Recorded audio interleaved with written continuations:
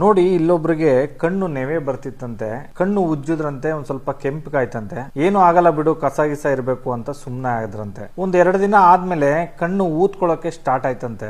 ನೋವು ತಡ್ಕೊಳಕ್ ಆಗ್ಲಿಲ್ವಂತೆ. ಹಂಗಾಗಿ ಹಾಸ್ಪಿಟ್ಲಿಗೆ ಹೋಗಿ ತೋರ್ಸ್ಕೊಂಬರೋಣ ಅಂತ ಹಾಸ್ಪಿಟ್ಲಿಗೆ ಹೋದ್ರಂತೆ. ಅಲ್ಲೋಗಿ ಚೆಕ್ ಮಾಡಿದ್ಮೇಲೆ ಗೊತ್ತಾಯ್ತಂತೆ ಒಂದು ಕಣ್ಣಿನಲ್ಲಿ ಹುಳ ಇದೆ ಅಂತ. ಇವರು ಮೂಲತಃ ಕೊಡಗಿನವರಂತೆ.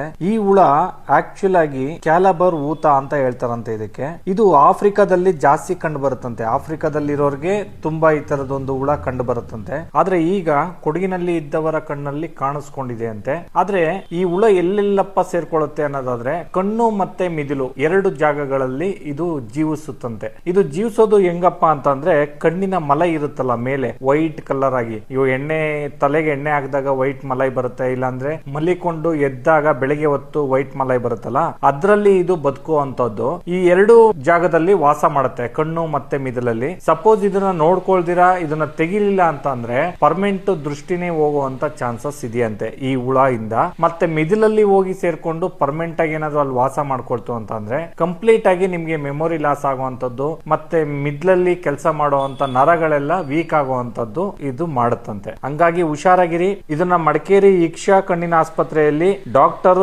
ಧ್ಯಾನ್ ಚಿನ್ನಪ್ಪನವರು ಶಸ್ತ್ರಚಿಕಿತ್ಸೆ ಕೊಟ್ಟು ಇದನ್ನ ಹೊರ ತೆಗೆದಿದ್ದಾರಂತೆ. ಕಣ್ಣಿನ ಬಗ್ಗೆ ನೆಗ್ಲೆಕ್ಟ್ ಮಾಡೋರಿಗೆ ಈ ವಿಡಿಯೋನ ಶೇರ್ ಮಾಡಿ.